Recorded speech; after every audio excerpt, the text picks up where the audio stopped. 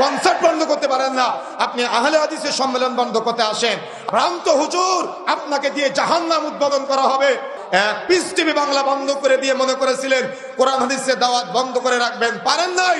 গোটা বাংলাদেশের এখন সোশ্যাল মিডিয়া এক একটা পিস টিভিতে পরিণত হয়েছে। আলহামদুলিল্লাহ, এদেশের ওলামায়ে কেরামদের নিয়ে আমার লজ্জা হয়, এদেশের ওলামায়ে কেরামদের নিয়ে আমার আফসোস হয়।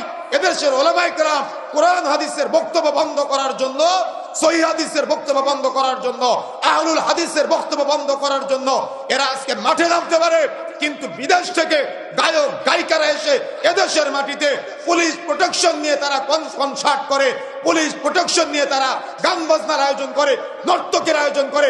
এগুলা বন্ধ করার জন্য আলেম ওলামারা প্রচেষ্টা চালায় না। এই ওলামায়ে কেরাম নিয়ে আমাদের অনেক আফসোস আছে, এই ওলামায়ে কেরাম নিয়ে আমাদের অনেক দুঃখ আছে। কেন তারা আজকে আহলে হাদিসের পিছনে লেগেছে? কেন আজকে তারা সহিহ হাদিসের প্রচার যারা করে তাদের পিছনে লেগেছে? নিঃসন্দেহে তো কারণ আছে। কারণ তাদের আজকে মিলাদের আয়োজন বন্ধ করে দিয়েছে আমরা, কারণ তারা আজকে ওই গান বাজনার বিয়ে বাড়িতে বিয়ে পড়াতে যেত 500 টাকার জন্য, আমরা এগুলা বন্ধ করে দিয়েছি। কারণ যার বাবা মারা যায় তার চোখে পানি বের হয় না, কিন্তু হুজুরের চোখ দিয়ে পানি পড়ে কেন? 500 টাকার জন্য। এজন্য হুজুরের আমরা এটা বন্ধ করে দিয়েছি। এই জন্য হুজুর আজকে কষ্ট পায়। এই ভ্রান্ত হুজুর দিয়ে জাহান্নাম উদ্বোধন করা হবে।